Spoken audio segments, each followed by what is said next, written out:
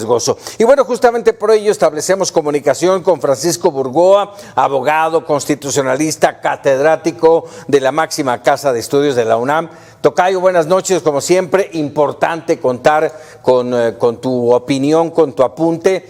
Y vamos, este fue un jueves decisivo, ya le dieron el palomazo a la supremacía constitucional. ¿Qué representa para entenderlo todos? Tocayo, muy buenas noches, qué gusto conversar contigo y estar aquí en tu programa y sobre este tema que de verdad pareciera como una bolita de nieve que va cayendo por la montaña y cada momento que está bajando se está haciendo más grande y esa bolita es crisis constitucional.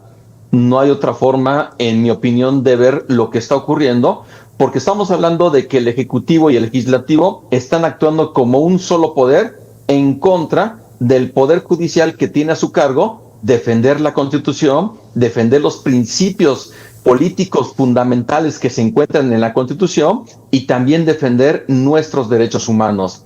Y ante esta iniciativa, que bueno, más que iniciativa, esta reforma que ya fue aprobada y publicada el 15 de septiembre pasado, esta reforma judicial que es para que se elijan por el voto popular, además que su implementación sigue trayendo muchos cuestionamientos. Por ejemplo, el tema del costo, más de 13,000 millones de pesos, que hoy la presidenta Sheinbaum dijo que era mucho y que se baje a 7,000 millones, como si esto fuera tan fácil solamente de decir que se reduzca el costo cuando estamos viendo un proceso que en su implementación va a ser carísimo y cuyo resultado no va a ser más que echar a perder todo el Poder Judicial. Realmente el Poder Judicial no es perfecto, pero es perfectible, pero no se merece la destrucción que está teniendo y además con todo esto que se está generando a su alrededor de esta reforma, las impugnaciones, esta reforma que ahorita en esta crónica inicial de mi intervención se hacía referencia de la llamada supremacía constitucional o inimpugnabilidad de la Constitución, que en este momento o dentro de algunos minutos antes de medianoche va a estar publicada en el Diario Oficial de la Federación. Y ya el presidente del Senado ya indicó que se haga una solicitud a la Suprema Corte para que de inmediato declare el sobreseimiento, es decir, que quede sin materia todos los recursos que se han presentado en contra de esta reforma judicial. Y el próximo martes 5 de noviembre, la Corte va a empezar a conocer el proyecto que presentó el ministro Juan Luis González Alcántara respecto de la posibilidad de que se declare la invalidez de gran parte de esta reforma judicial. Es decir, Tocayo, de verdad, hay tantos puntos que podemos ir desglosando, sé que el tiempo es corto, pero ahí sí me gustaría tu indicación para saber qué punto podemos todavía ahondar. Efectivamente, Tocayo, hay muchos puntos. A ver, tocaste uno muy importante, la retroactividad.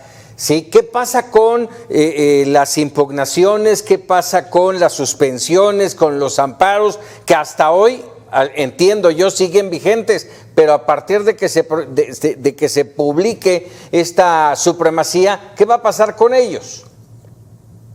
Qué excelente pregunta, y hay que decirlo, antes de que se discutiera en ambas cámaras del Congreso esta reforma judicial, antes de que se enviara a los congresos locales, antes de que se publicara en el Diario Oficial de la Federación, ya se estaba impugnando el procedimiento a través de distintos juicios de amparo. Una vez publicado este decreto, se empezaron a presentar otras demandas de amparo indirecto, acciones de inconstitucionalidad y controversias constitucionales. Es decir, ya empezó el trámite, la substanciación de estos recursos. Y por eso es que el próximo martes el Pleno de la Corte va a conocer este proyecto del ministro Juan Luis González Alcántara. Sin embargo, por parte del oficialismo, lo que dicen es: vamos a establecer una reforma con el propósito de indicar que dentro del articulado permanente de la Constitución, artículos 103 y 105, se indique expresamente que el amparo, la acción de inconstitucionalidad y la controversia constitucional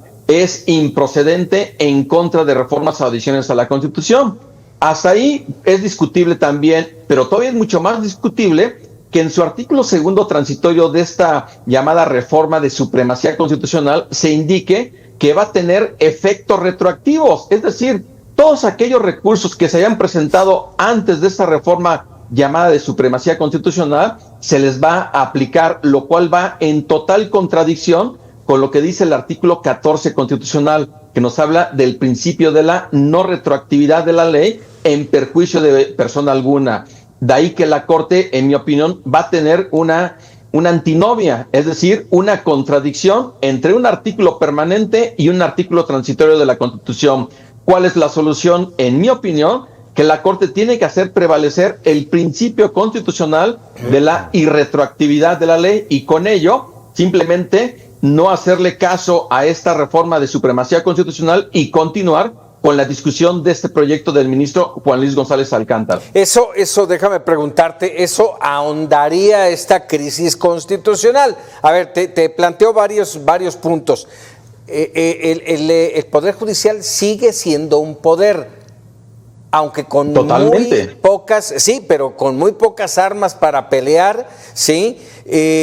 Yo te preguntaría, ya con una reforma como la de la supremacía constitucional aprobada y publicada a partir ya de unos cuantos minutos, ¿sirve de algo analizar el proyecto del ministro Alcántara Carranca?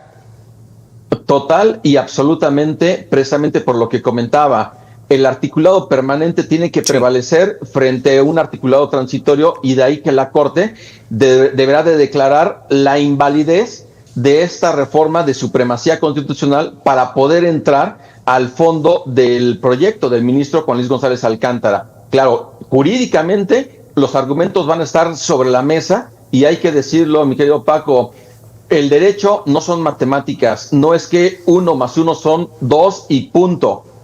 Mi opinión, obviamente, puede no ser compartida y simplemente vendrá quien diga, no, el artículo transitorio tiene que prevalecer frente al artículo permanente que nos habla de la no retroactividad de la ley y simplemente se tienen que declarar ya sin materia todos estos recursos. Va a ser discutible, pero yo confío en que los ministros como jueces constitucionales vayan a conocer finalmente este proyecto del ministro Juan Luis González Alcántara.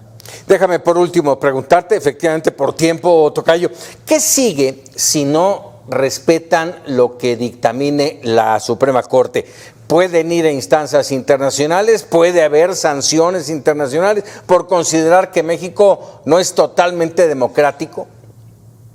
Definitivamente es un escenario que yo creo que es totalmente probable de que eso suceda. Si se llegan a reunir los 8 votos de los ministros independientes para que aprueben este proyecto del ministro Juan Luis González Alcántara para declarar la invalidez de gran parte de esta reforma judicial, yo no veo que la presidenta Sheinbaum ni la mayoría legislativa oficialista le vayan a acatar esta resolución y en ese supuesto posiblemente les hagan juicio político a los ministros independientes, destitución e inhabilitación y sobre todo va a dar pie para continuar ya con la activación del sistema interamericano. Hay que recordar que el 11 de noviembre va a haber una audiencia en la Comisión Interamericana de Derechos Humanos y esta eventual desacatamiento por parte del oficialismo simplemente será parte de lo que se le va a decir a la Comisión Interamericana y que posteriormente va a llegar a la Corte Interamericana con una resolución que si es condenatoria, lo más seguro es que también el oficialismo va a decir, ¿saben qué? No les vamos a hacer caso y en una de esas, Paco Ramírez nos va a sacar del sistema interamericano de derechos humanos. Vaya situación. Hay mucho que platicar, Tocayo. Lo volveremos a hacer en los próximos días, sin duda. Te agradezco. Fuerte abrazo. Muy buenas noches. Gracias. Francisco